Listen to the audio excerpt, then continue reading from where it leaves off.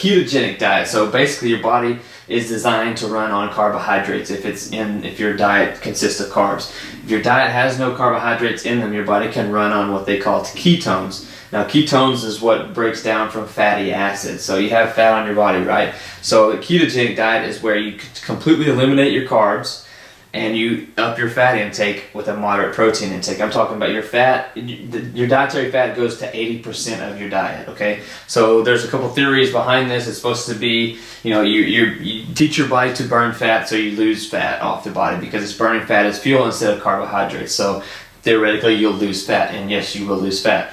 It's just so difficult to get into a state of ketosis in order to set that up. And not only once you get there, it's impossible for the majority of people to sustain it long term, right? You're telling me you're never going to have another piece of pizza and you're not going to have another piece of cake for the rest of your life? Not very ideal, not very realistic to tell people.